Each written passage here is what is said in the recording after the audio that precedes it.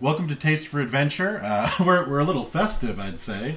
Yeah, we got the orange spooky lights going on because it is another pumpkin episode. It's another pumpkin episode. We've got 3 of them, all of them from Southern Tier. Apparently, Southern Tier loves pumpkin beers. Yeah, I thought that was really odd when I was looking for the beers, and I figured, hey, let's just try a bunch of Southern Tier pumpkin beers, and see if they're similar, if they're really different, and maybe make a recommendation that if you are just paralyzed by all the Southern Tier beers on the shelf in the pumpkin section, maybe give you some pointers, and you can help find what you like. Yeah. So we've got Warlock Pumpkin Stout. Yep. We've got Pumpking, and we actually have Nitro Pumpking, which I'm really excited about. I love Nitro beers. Yeah, so Nitro beers, that's kind of the traditional way that they would serve Guinness. So if you ever have Guinness from a traditional Guinness tap, when you get that real nice rolling creamy, that's from the nitrogen. Yeah. I love Nitro stouts. Yep. I know that some craft beer bars have experimented with other styles serving beers on Nitro, but I think it really just adds that like creamy softness to it. Yeah, So, it's really nice. Yeah. I know a few coffee places do Nitro coffee. oh yeah. Nitro cold brew.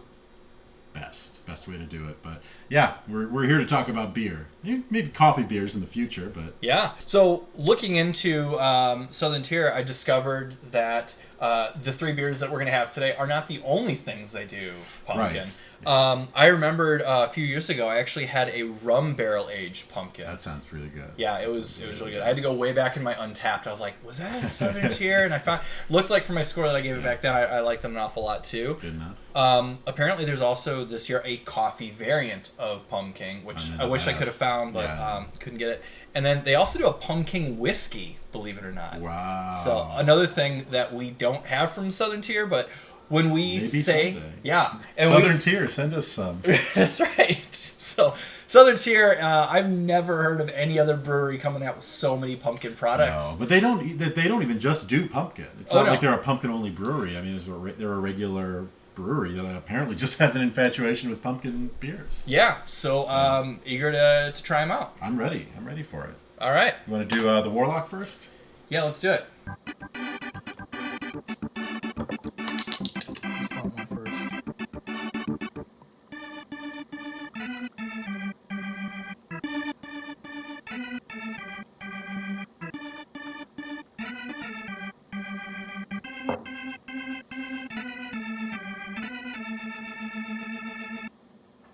All right, so here we are with the Warlock. This is for a stout. When I was pouring it, it's visibly browner than I thought it would be. Usually, I mean, and with stouts, you're gonna get a darker beer anyway. Yeah, stouts are usually pretty dark. This is definitely more of a very dark brown than like a pitch black stout. But you can have stouts that are a little bit more kind of brownish. And there could be if they added a lot of spices or pumpkin into it too. That could contribute to some of those slightly more like orange, like really dark orange, but highlights in that beer. Wouldn't you believe it? I'm getting a lot of pumpkin out of this. Pumpkin spice. Pumpkin spice is really. I mean, yeah, I'm getting some roast in there. Not as heavy as like a coffee, but like really deeply toasted bread. Definitely some like light cocoa notes in there as well. And I don't think they added cocoa. I think that's all just gonna be from the malts they used. Sure. Really no hops to speak of. No, but with a stout, this is pretty much squarely in the stout category. Yeah, I would say so. You're not gonna get hoppy that bit much of hoppiness in a stout. I guess a lot of the time. Some American stouts, if they're fresh, they can have a fair amount of hop in them. But in this one where it really should be a lot of the pumpkin and the spices, I think it's appropriate. If I let my mind kind of wander for a second and go back in for a sniff, it's almost like kind of like a root beer. Oh. You know? Yeah, I could see that. Some of those spices in there. Yeah. Yeah. Wow. That's pretty sweet. Yeah, I mean it's an 8.5% stout, so I could see some of the sweetness being all right. Yeah. It's not like cloying or like syrupy sweet. No, yeah, you're right. But there's some nice sweetness in there. Mm-hmm. Sweetness, you get a lot of that spiciness, that pumpkin spiciness. Yeah, I'm still getting a fair amount of malt though too. Mm-hmm. That kind of stands up to the rest of the beer pretty well. It smells a lot like it tastes, which maybe you would expect, but as we've noticed before, smells and tastes can be extremely deceiving. Yes, yeah. Yeah, it's, sometimes you can have a beer that smells extremely hoppy. You think it's going to be real bitter, and then, think of East Coast IPAs. They're just all juicy, and there's no bitterness to them at all. Sure. Aroma and flavor are very interesting. They're tied so closely together, but then sometimes there's a disconnect. But not in the case of this beer. No, not at all. Not in the case of this one. So I'm still getting some of that low chocolate. I think that can contribute a little bit to the sweetness, and then also like it's not a very bitter beer at all. So I don't think it's like a sugary sweet, but it's just more sweetness in the balance because you don't have those bittering hops kind of balancing it out. Right. Yeah, very malty, pretty pumpkin-y. Very pumpkin. Without being overly like, I'm not getting a ton of like one individual spice. Like it's not just like a nutmeg bomb or doesn't have a lot of cinnamon character. Mm-hmm. It's just kind of that, blended pumpkin pie spice. Right. Yeah. That kind of you can buy it at the store and it's just called pumpkin pie spice.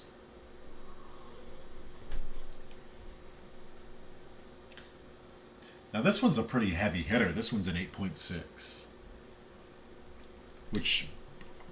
Probably indicative of stouts, I would say. Usually they're on the heavier side, right? Well, there's tons of types of stouts. So, like a dry Irish stout or even like a milk stout can be pretty low alcohol, which a lot of people can find surprising. Yeah. This is, I think they actually do list it as an Imperial stout. Imperial pumpkin stout, and that's definitely appropriate. Yeah. I wouldn't say that this is, like a dry Irish stout or even like a regular sweet stout. But at the same time, it's not like a huge like Russian Imperial, like 15% alcohol. Yeah, it's not like boozy. Right. Like just swirling it around, like it's not like sticking to the glass like you did with some of those like 15-20% stouts. Yeah.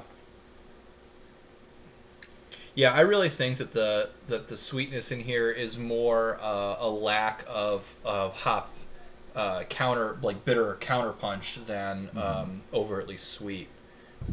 What do you think? I like the pumpkin that is in here. I like it a lot. It could definitely have, I think, maybe more real pumpkin to it and not just the spice. The pumpkin spice is definitely a distinct flavor away from pumpkin itself. Right. So maybe a little bit more of that to balance it out. I think the pumpkin spice might be a bit overpowering or almost to that overpowering spot. It's not unwelcome. It's just, maybe I think for me toned it down a small tiny bit, but it's good. So I think this could be a good beer to serve like out of a pumpkin. You put a tap in the pumpkin. Tap the pumpkin. Carve it out, and then I think that might give you just enough of that infusion of that fresh pumpkin that might be a cool serving suggestion. That would be really interesting. I would like to try that. Yeah. So I think this is a good beer to start us off with. Set the precedent. Yeah, and definitely a little bit different than sort of a standard pumpkin ale that is more of like an amber brown, kind of right in that like fall color category with pumpkin spice. Yeah. This one had, more malt, probably a little bit more strength, and some roasty chocolate character to it. Yeah, I would completely agree with you. And I think this is as of this recording, I don't think we've done too many pumpkin stouts. We've got our entire series on pumpkin beers, but Right, there's not a lot out there. Yeah. I know they do exist. You can even, as a home brewer, you can purchase pumpkin stout kits. Mm-hmm. I make a pumpkin coffee stout every year. Yeah. So they're out there, but on like a wide scale level, they're not as prevalent as just your typical like pumpkin like red ale type. Right. Yeah, you're gonna get a lot of ales, probably, maybe not too many pumpkin lagers, maybe. We, not to spoil too much, but we have one coming up on another episode. All right. Yeah. Well, there you go. Tune into that one. Yeah. All right. Well, that was Warlock, and speaking of more traditional amber-colored pumpkin beers, I think that's what we have next with Pumpkin. Yeah. Well, let's do that. Let's do the Pumpkin. I think I've had Pumpkin before. I don't know if I've had Warlock before. Pumpkin is kind of. I definitely remember Pumpkin, having been around for a while. And I think that's kind of their flagship. Yeah. The other pumpkin beers that Southern Tier has, it's a variation of Pumpkin. It's Pumpkin on Nitro. It's Pumpkin with coffee. It's Pumpkin rum barrel aged. So I think that's more their like flagship standout pumpkin beer. Mm-hmm. Yeah, makes sense to me.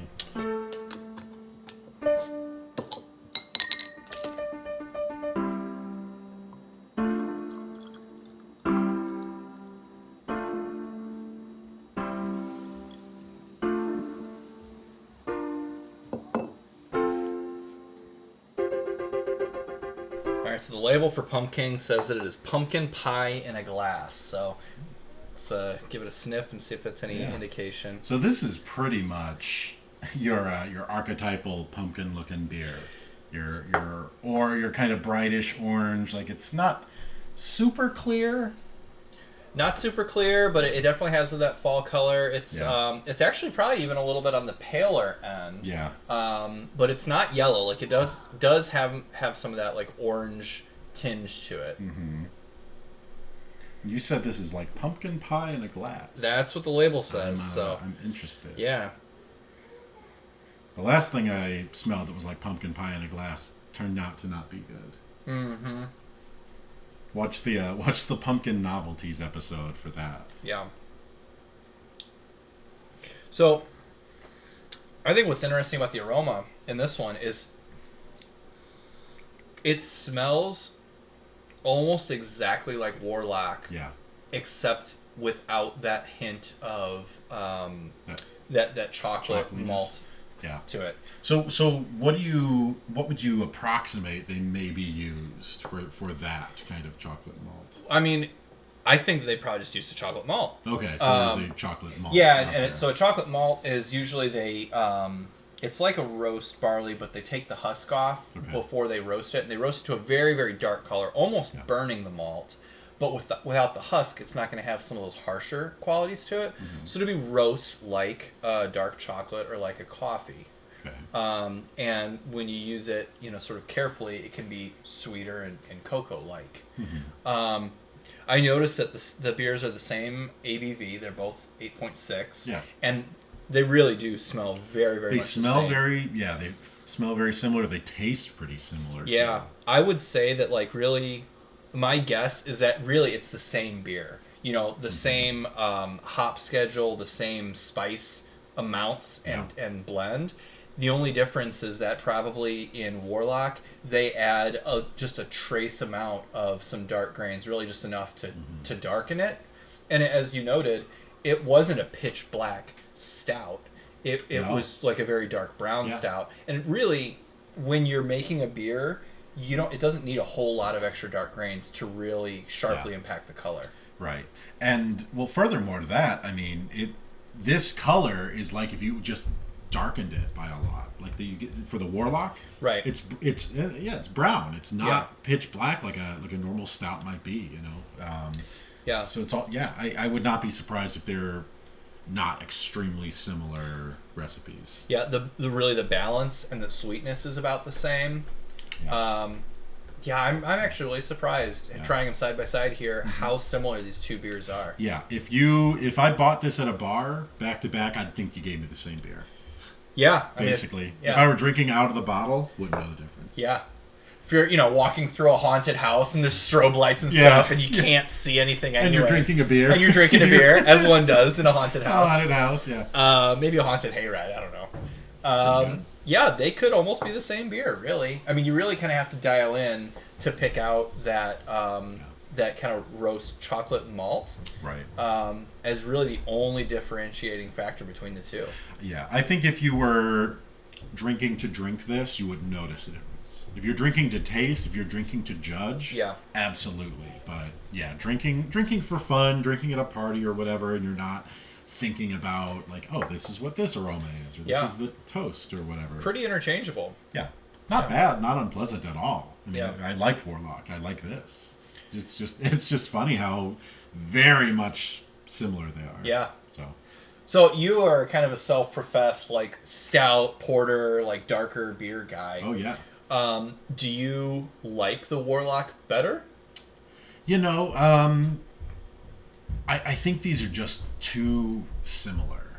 I think they're too similar. Like, I mean, I've had all kinds of stouts and porters, and I mean, what is this listed as in terms of a beer stout? So, Imperial Pumpkin Ale. Okay, and the other one was Imperial Pumpkin Stout. So yeah, so I mean, as far as it being as far as a stout goes, I mean, it's serviceable. I don't think it's up there in terms of stouts that I've had. It's a good beer. Yeah. I would drink more than one, which I guess is my metric. But it's it's serviceable. These are very similar beers, Warlock and Pumpkin. Well, and I think, kind of building off of what you're saying, like as far as like it maybe wasn't a great stout, but it was still a good beer. Maybe if they would call it like an Imperial Dark Pumpkin Ale versus a Imperial Pumpkin Ale. Yeah. Because it didn't come off as overtly stout-like, aside from the color and the presence of some of that chocolate malt, but it didn't really taste like an Imperial Milk Stout or didn't have that chewy, like heavy thickness to it. Yeah, not quite. No, I totally agree with you. That's a really great way to put it. Is if it's like they called it a stout because it's a darker beer. Mm-hmm. It doesn't have a lot of those stout qualities that I really look for in a stout. Yeah. So, serviceable beer, good beer. Yeah. Well, I'm excited to try this beer on the Nitro. I'm excited to drink pretty much anything on Nitro. So I'm fully ready for that. Great. All right, so again, it's another 8.6. Yeah. So didn't deviate. Just they didn't seem to have changed the alcohol anyway with the Nitro. It's got a lot of that pumpkin spice, but it's creamier. Yeah, it's like even in the aroma, it's like a softer like aroma. Yeah, yeah. It's got a similar color to the regular pumpkin too. It does. I would say a little darker. Yeah. Yeah. But that could also just be like the lack of light filtering through because that head is so thick. It could be.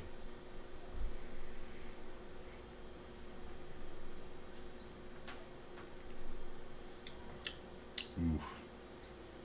That's nice. Yeah. It's got a lot of pumpkin spice to it. I feel like it has actually more pumpkin spice to it than the regular pumpkin. But it could just be the creaminess. There's I don't want to say there's no carbonation, or it's just the nitrogen, right? It's just a different method of it's a different way of kind of delivering it up to you. And to me, this is almost like drinking it through like a marshmallowy sponge. Yeah, like and I think that Nitro and that head is kind of it does give us a better impression of like a vanilla and more like sweetness. This is a really pleasant, like pumpkin-y experience. Yeah. I feel like the ultimate form of the three beers that we've drank tonight is the Pumpking Nitro. Okay. That's kind of where I'm planting my flag. I'm a fan of this, but I like Nitro beers. It's hard. I mean, you're fighting an uphill battle when you have a Nitro beer on the sort of schedule. Yeah. Now I'm getting. I do like it overall, and I like having the different mouthfeel and like the Nitro offering, but I'm getting a little bit of like a twang like on the back end.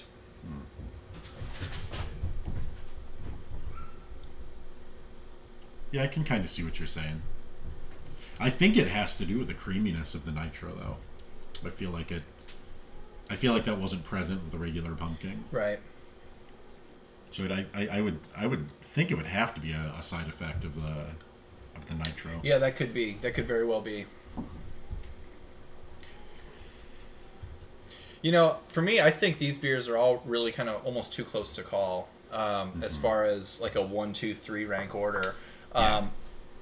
Any of them, I think, would do pretty well in a beer judging lineup. I like the little bit more complexity that the chocolate malt brings to the Warlock. Sure. But kind of going back to the pumpkin spice, but not necessarily like a pumpkin depth.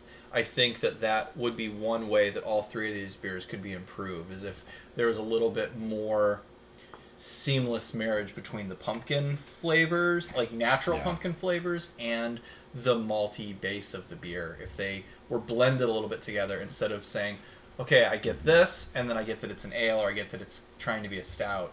Right. If it was married a little bit better together. Yeah, we've kind of had a discussion on other episodes about the base beer that you're adding this pumpkin to, and I see what you mean for sure. Like it pretty much is pumpkin forward, pretty much pumpkin like on the nose. Yeah, and it's very difficult to judge a pumpkin beer, because ultimately, if you buy a pumpkin beer, you want that pumpkin flavor. Yeah. Right. But then on the flip side of that, if you take all the pumpkin away, you should still have somewhat of a decent beer. Sure. And I think that if we stripped all the pumpkin away from this, we would find the beer lacking.